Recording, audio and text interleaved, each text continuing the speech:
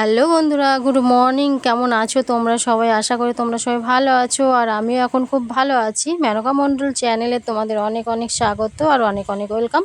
আবার একটা নতুন ভিডিওর সঙ্গে তোমাদের স্বাগত। এখন বাজে হচ্ছে 8:45, আর আমি 8:45 থেকে আমি আমার ব্লগটা স্টার্ট করছি।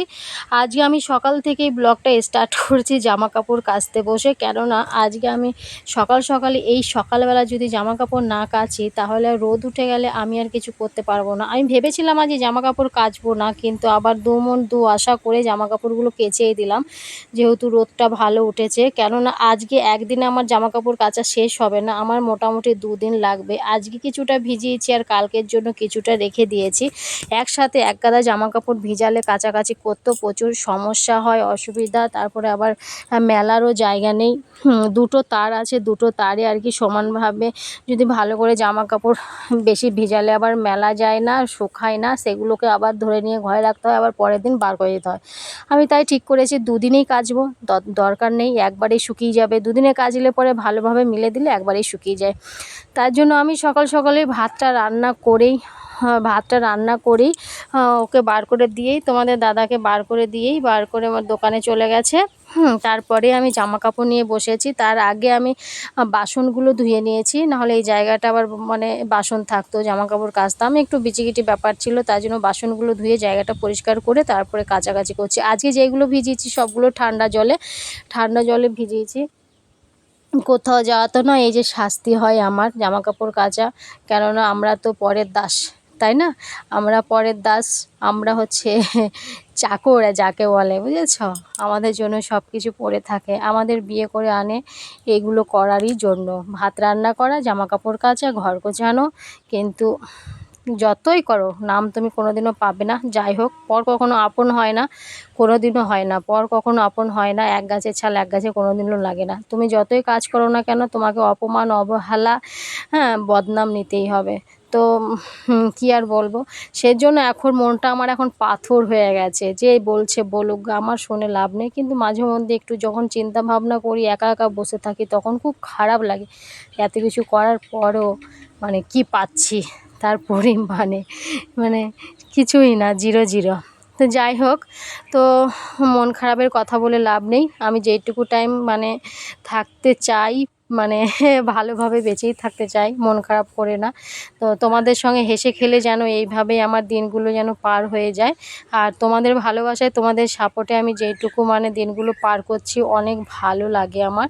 আমি সত্যি করে না হলে আমার বাঁচাটা মুশকিলই হয়ে যেত। আমি যেই হারে আমি মানে ভেঙে পড়েছিলাম, এখন আমি অনেক ভালো আছি তোমাদেরকে নিয়ে আমি সুখেও আছি, অনেক হ্যাপি আছি।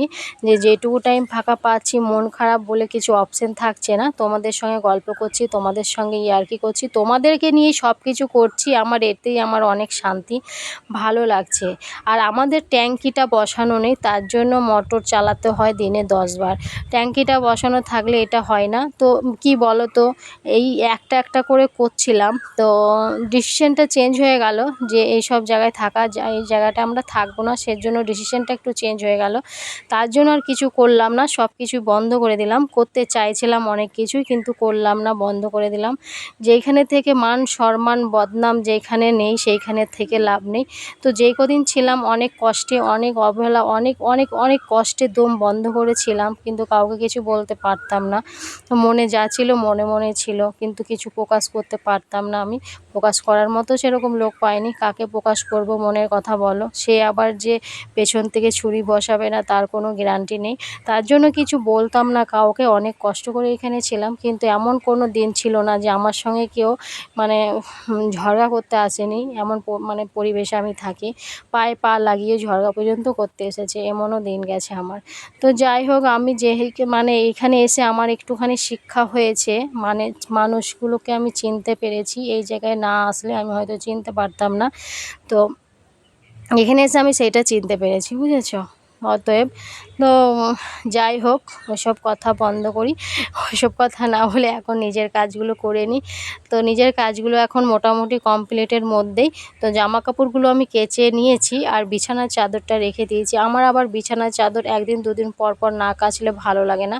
আমি ডান হাতে পাইপটা ধরেছি আর বাঁ হাত দিয়ে জামা কাপড়গুলো করছি, নাহলে কী করে সম্ভব বলো তো? ওদিকে গেলে এদিকে ভিজে যাচ্ছি, তার জন্য ডান হাতে পাইপটা ধরে নিয়েছি। এবার জলগুলো ফেলে দেবো। এইবার একবারই ফাইনালি সব ধুয়ে নেবো। এই হচ্ছে আমার কাজ আজকে সকালবেলাতেই। আমি এই জামা কাপড়গুলো কেচে আমি স্নানও করে নেবো। অস্থির লাগছে, প্রচণ্ড গরম লাগছে, প্রচণ্ড অস্থির লাগছে। আমি জামা কাপড়গুলো কাচা হয়ে গেলে আমি পুরোপুরি স্নান করে একদম ফাইনালি রেডি হয়ে নেবো। দরকার হয় আবার বিকেলে আবার চান করব। আমার দিনে হয়তো দুবার করে স্নান করি আমি, জানো তো? এই গরমের জন্য পারি না থাকতে, একদমই থাকতে পারি না। আগের দিন তো মাথায় আমি সবসময়তে জল দিয়ে রেখেছিলাম, মাথাটা আমার খুব যন্ত্রণা করছিল। মায়ের বাড়ি থেকে যখন এলাম, এসেই দেখছি রান্নাঘরের অবস্থা খুব খারাপ। এসেই আমি পুরো ঘর সব মুছে ঝাড় দিয়ে বাসন ধুয়ে, ওর মধ্যে তো রান্না করা যায় না, তার জন্য সব কিছু ক্লিয়ার করে তারপরে কটা ভাত বসিয়েছিলাম। সেই দিন আমি রোদের মধ্যে চান করেছিলাম, রোদে বাসনগুলো ধুয়েছিলাম, রোদেই স্নান করেছিলাম। তার জন্য আমার মাথাটা সারাটা দিন ব্যথা করেছে। আর মাথায় আমি এত জল দিয়ে মানে ছিলাম, কি বলবো তোমাদের, জল দেওয়ার জন্য আমার ঠান্ডাও লেগে গেছে। আমি দুবার তিনবার করে মাথাটায় শুধু জলই দিচ্ছিলাম। এত মাথা যন্ত্রণা করছিল, থাকতে পারছিলাম না যেন। প্রচণ্ড মাথা যন্ত্রণা করছিল। কাকে বলবো বলো? কেউ ছিল না তখন। ছেলে ছিল, ছেলে এবার বললো, মা আমি খেলতে যাচ্ছি। ও দেখে গেছে মায়ের খুব মাথা যন্ত্রণা করছে, ও বলছে, মা তুমি মাথায় একটু জল দাও। যাই হোক, কেউ না বুঝুক, ছেলেটা কিন্তু একটু হলেও বোঝে, বুঝেছো মায়ের কষ্টটা। তো জানি না কতদিন বুঝবে। এই হচ্ছে কেউ কাউরির নয় গো, তুমি যতই যা বলো না কেন, একটাই জায়গায় পৌঁছাতে হবে, একটা জায়গায় যেতে হবে। কেউ কারি নয়, সবাইকে ছেড়ে একা একাই যেতে হবে। পৃথিবীতে যেহেতু একা একা এসেছি, একা একাই যেতে হবে। দুদিনের নাটক করে আমরা সংসার করছি, নাটক করছি, এটাগুলোকে নাটক করাই বলে, বুঝেছো? তো মায়া জড়ানো নাটক করা, এটা আমি বুঝে গেছি। তারপর এখন আর কোনো মানে কি বলবো, এখন শুধু তোমাদের সঙ্গে টাইমটা দিতে পারলেই হচ্ছে। তোমাদেরকে টাইম দিচ্ছি। সারাদিন যতই কাজ করি না কেন, ঠিক একটা টাইম মনে পড়ে যে তোমাদের সঙ্গে যদি একটু গল্প করি, আমার মনটা একটু ভালো হবে। সারাদিন তো কাজের মধ্যেই থাকি, কাজ কাজ করে তো জীবনটাকে শেষ করেই দিলাম। হ্যাঁ, কাজের মধ্যেই সারাক্ষণ থাকি। তখন আমি মাঝে মধ্যে ভাবি, আজকে আমি খুব ক্লান্ত, আজকে আমি তোমাদের সঙ্গে বসে বসে একটু গল্প করব। তখন আমি তোমাদের কাছে চলে যাই গল্প করতে, আর তোমাদের সঙ্গে বেশি টাইম দিই। কেন বলো তো? তখন তোমাদের দিদিভাইয়ের মনটা খুব খারাপ থাকে, ওই জন্য বেশিক্ষণ তোমাদের যদি টাইম দিই তাহলে মনটাও ভালো থাকে। দু একদিন আমি হয়তো কাজই করলাম না, যাক আজকে কাজই করব না। তো যখনই বলি কাজ করবো না, সেই কাজগুলো জড়ো হয়ে যায়, তার পরের দিন আবার আমাকে করতে হয়। অতএব এখন আমি ওইটাই কাজ টাজ করে তারপরে যা করি করি, কেননা আমাকেই সব কিছু করতে হয়। আমার যদি শরীর খারাপ হয়, আমি যদি দুদিন পড়েও থাকি, তাও আমাকে কেউ করে দেবে না। তাতে আমার বরই হোক, আমার ছেলেই হোক, ও হয়তো করে খেতে পারবে। আমাকে কি এই কাজগুলো ছেলেকে বলবো কেন? ছেলে কি আমার এই কাজগুলো করতে পারবে? করতে পারবে না। তো রান্না করে খাওয়াটাই ওদের কাছে সমস্যা। আমি রান্না করে দিই বলেই মনে হয় আমাকে রেখেছে, বুঝেছো? এটা হচ্ছে স্বার্থের দুনিয়া। স্বার্থ ছাড়া মানুষ কেউ কাউকে ভালোবাসে না। আমি দেখলাম পৃথিবীতে শুধু মা আছে যেটা বিনা স্বার্থে ভালোবাসে। তারা ছেলে মেয়েকে কখনোই স্বার্থ দিয়ে ভালোবাসে না। এটাই হচ্ছে কাজ। তো এই দেখো, আমার জামা কাপড়গুলো কেচে নিয়েছি, জামা কাপড়গুলো কাচা হয়ে গেছে। এবার আমি মেলবো। এই যে ঘরের এই রান্নাঘরের পেছনটাতে একটা তার আছে, এই তারটাতে আমি কিছু জামা কাপড় মেলে দেবো। আর আম গাছের ওইদিকে একটা দড়ি টানানো আছে, আমাকে টানিয়ে দিয়েছিল, নাহলে তো জামা কাপড় মেলাটা খুবই অসুবিধা হয়ে যাচ্ছিলো। তার জন্য আমি এখানে কিছুটা মেলে দেবো আর ওইখানে কিছুটা মেলে দেবো। আর আমাকে দেখছে তো, হাঁপিয়ে গেছি কাজ করতে করতে সকাল থেকে সংসারের কাজ গোছাতে গোছাতে মনে হচ্ছে কোন দিক দিয়ে যে টাইমগুলো পেরিয়ে যায়। এক সময় যখন বসে থাকি তখন কত কিছু ভাবনা হয় মনে, আবার এক সময় যখন কাজের মধ্যে থাকি তখন কোনো কিছুই ভাবনা থাকে না, তখন সব কিছুই ভুলে যাই। ওই জন্য আমি চেষ্টা করি সবসময় কাজের মধ্যে থাকতে, যেন আমার কোনো জিনিস মানে কোনো টেনশন যেন আমার মাথার মধ্যে এসে গ্রাস না করে। আমি কেন বলো তো, অনেক টেনশন, অনেক চিন্তাভাবনা, অনেক কিছু করে নিয়েছি লাইফে। ছোট থেকেই বহুত কিছু করে নিয়েছি লাইফে, চিন্তা ভাবনা অনেক কিছু করেছি। তো করতে করতে শরীরে আজই একটা রোগে দাঁড়িয়ে গেছে। থাইরয়েড, হাই প্রেশার, তো সুগার এসবে দাঁড়িয়ে গেছে। ওই জন্য এখন ভাবছি, চিন্তা করি আমি তো আমার জীবনটাকেই শেষ করে দিলাম। এখন হয়তো যে কটা দিন বাঁচবো চিন্তা নাই বা করলাম, আমার জীবনে হয়তো ওইটুকুই সুখ লেখা ছিল, সুখ লেখাই ছিল না আমার জীবনে হয়তো। তার জন্য হয়তো আমাকে প্রত্যেকদিন সকালবেলা উঠে অনেক কিছু শুনতে হয়, রাত্রেবেলা অনেক কিছু শুনতে হয়, দিনের বেলা হয়তো সারা দিনটা কিছু শুনতে হয় না। তো এগুলো ভাবনা চিন্তা করে আমি আবার নিজের মতো নিজে কাজে এগিয়ে যাই। তো সব কিছুকে মানিয়ে নিয়েছি, কিন্তু মানিয়ে নিতে আমার অনেক কষ্ট লেগেছে, অনেক দেরি হয়েছে, মানিয়ে গুছিয়ে নিতে অনেকটাই টাইম লেগে গেছে আমার। আমার জীবনে মানিয়ে নিতে বহুত টাইম লেগে গেছে। তো ছোট্ট জীবনে অনেক কষ্ট, অনেক যন্ত্রণা নিয়ে বেঁচে আছি। তো তোমাদের ভালোবাসাতে, তোমাদের সাপোর্টে, যে তোমরা আমাকে অনেকটাই ভালোবাসা দিয়েছো, অনেকটাই সাপোর্ট করেছো, তার জন্য। নাহলে হয়তো তোমাদের দিদিভাইকে আজকে তোমরা খুঁজেই পেতে না। তো যাই হোক বন্ধুরা, অনেক কথা বলে ফেললাম, মন খারাপের কথা, সব রকমের কথাও বলা হয়ে গেল কাজ করতে করতে। তো তোমরা কিছু মনে করো না, তোমাদের দিদিভাইয়ের কিছু কিছু মনে কষ্ট হয়, তাই তোমাদের শেয়ার করে। তোমাদের ছাড়া কাদেরকে শেয়ার করবে বলো, তোমাদেরই শেয়ার করে। সকালে যে জামা কাপড়গুলো কেচে দিয়েছিলাম সেগুলো মোটামুটি শুকিয়ে গেছে, তার জন্য যে ঘরে নিয়ে এসেছিলাম, ঘরে নিয়ে এসে স্নান করলাম। 5:30টার সময় যে স্নান করলাম, আর এখন বাজে হচ্ছে 5:30, পৌনে 6টায় বাজে।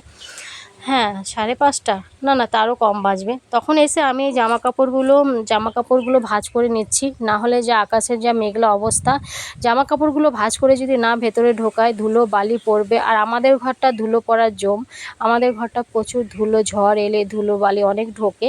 তো তার জন্য আমি এগুলো ভাঁজ করে করে শোকেসের মধ্যে রেখে দেবো, যখন যেটা চাইবে তখন সেটা বার করে দিতে হয়। ওই জন্য সব কিছু আমি ধুয়ে গুছিয়ে আলমারি কিংবা শোকেসের মধ্যে রেখে দিই। এগুলো সব কাজের জামাকাপড়, কাজের জিনিস, এগুলো কাজের ছাড়াবে না, মানে নতুন কিছুই নেই, সবই প্রত্যেক দিনই পরা হয়। সেগুলো যে ছেলের গেঞ্জি, এগুলো প্রত্যেক দিনই পরা হয়। ওরা একদিন যেটা পরবে তার পরের দিন সেটা পরা যাবে না, এত ঘামে। যেরকম আমি ঘামি সেরকম ছেলে ঘামে, সেরকম তোমাদের দাদা ঘামে। তো আর আমি যেটা একদিন পরবো সেটা আমি দ্বিতীয় দিন পরবো না, আমার ভালো লাগে না সেটা। আমার না ধুয়ে পরলে আমার কখনোই ভালো লাগে না, বুঝেছো? ঠিক আছে বন্ধুরা, চলো আমিও কাজগুলো করে নিই, আর তোমরা আমার সঙ্গে থাকো আর ভিডিওটা দেখতে থাকো কন্টিনিউ। অনেক ছোট বড় কথা বলে ফেললাম, মনে মানছিল না, খুব কষ্ট হচ্ছিল তাই বলে ফেললাম। তোমরা কিছু মনে করো না, কিছু যদি ভুল কথা বলে থাকি আমাকে ক্ষমা করে দিও। তো যাই হোক, চলো আজকে তোমরা দেখতে থাকো, সঙ্গে থাকো আমার ভিডিওটা, কন্টিনিউ দেখো, মানে ফুল ওয়াচ করো ভিডিওটা। আর শর্ট ভিডিও তো আমি আপলোড করছি, সেগুলো তোমরা দেখো। তোমরা যেইভাবে আমার পাশে আছো, যেইভাবে আমার সাপোর্টে আছো, যেইভাবে আমাকে ভালোবাসা দিচ্ছ, ওইভাবেই তোমরা আমাকে ভালোবাসা দিয়ে যাও, যেন তোমাদের ভালোবাসা পেয়ে আমি একটু একটু করে একটা দুটো সিঁড়ির ধাপ উঠতে পারি। তো যাই হোক, চলো আমার সঙ্গে থাকো, ঠিক আছে? আর আমাকে দেখো কি অবস্থা, আমি ঘেমে কি অবস্থা হয়েছি দেখো, দেখেছো? চোখে মুখে পুরো ঘাম পড়ে যাচ্ছে, ঘাম পড়তেই থাকছে। এত ঘেমেছি কি বলবো, ফ্যানটাও চালাতে পারছি না, ফ্যানের হাওয়াটাও গরম লাগছে তাই ফ্যান চালাইনি। তো তার জন্য দেখো আমার অবস্থাটা দেখো, পুরো জল ভিজে একদম চান করে গেছি। যে কেউ বলবেই না আমি যে স্নান করে এসেছি, কেউ বলবে? কেউ বলবে না স্নান করে এসেছি। হ্যাঁ, এত গরম দিয়েছিল। আর দেখি এখন কি হয়, রাতে কি হবে। যদি একটু বৃষ্টি হয় তাহলে তো ভালোই হবে, আকাশের অবস্থা তো মেঘলা দেখছি। যদি বৃষ্টি হয় তাহলে হয়তো রাতে ঘুমটা ভালোই হবে, ফাটাফাটি হবে, খারাপ কিছু হবে না, তাই না? তো ঠিক আছে, চলো জামা কাপড়গুলো গুছিয়ে নিই, ঠিক আছে? সঙ্গে থাকো, তোমরা দেখতে থাকো কন্টিনিউ আমার ভিডিও। আমার ফেসবুকেও ভিডিও আপলোড করছি, তোমরা যদি ফেসবুকে আমার ভিডিও দেখতে চাও তো ফেসবুক প্রোফাইলে গিয়ে আমার ভিডিও দেখতে পারো। আমার ফেসবুক প্রোফাইলের নাম হচ্ছে মেনকা মণ্ডল, তোমরা সেখানে গিয়ে ভিডিওগুলো ফুল ওয়াচ করতে পারো। যদি ইচ্ছে থাকে তো, ইচ্ছের বিরুদ্ধে কিচ্ছু নয়, তোমাদের যদি ভালো লাগে তো তোমরা দেখতে পারো, আর যদি ভালো না লাগে তাহলে দেখার দরকার নেই। যদি ইচ্ছা থাকে তোমরা একবার করে আমার প্রোফাইলটা ঘুরে আসতে পারো, ঠিক আছে? তো চলো।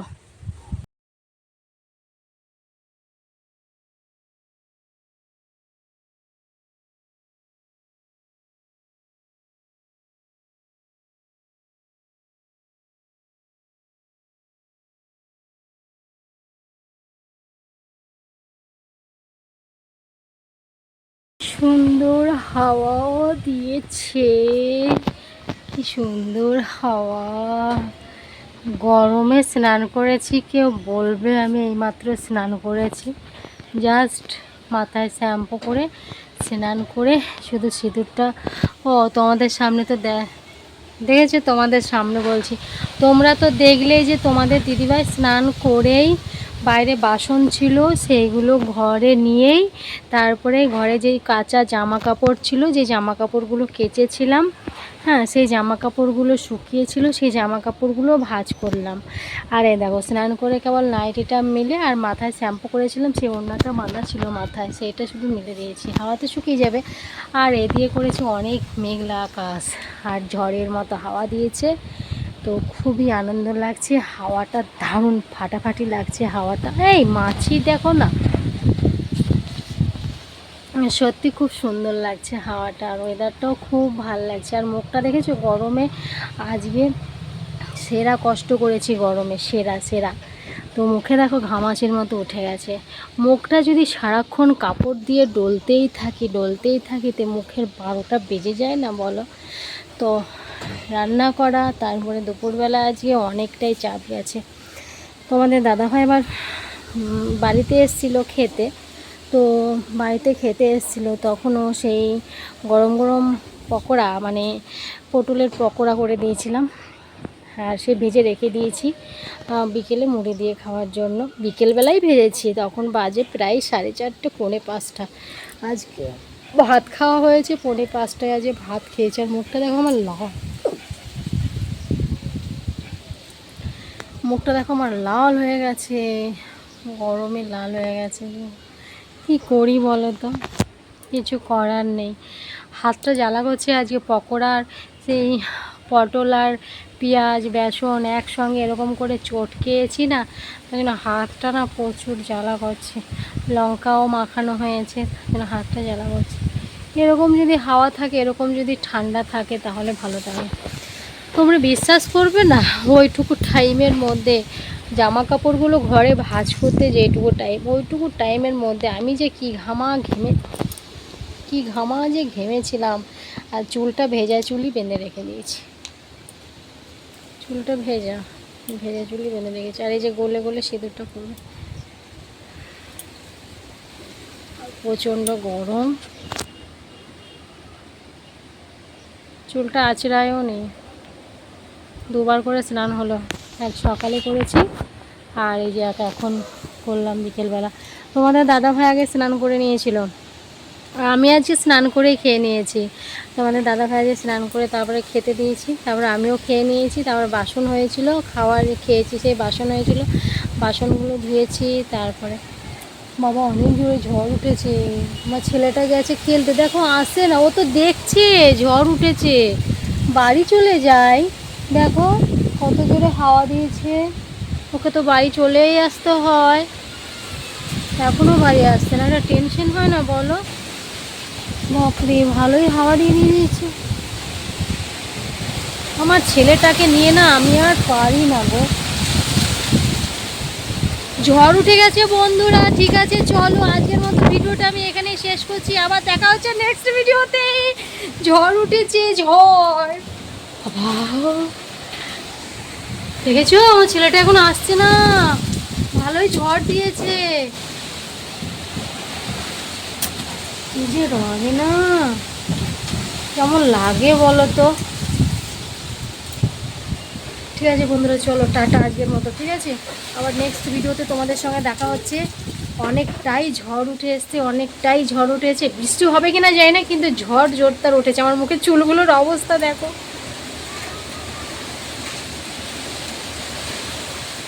ঠিক আছে চলো টাটা বাবাই, গুড নাইট সবাইকে, গুড নাইট।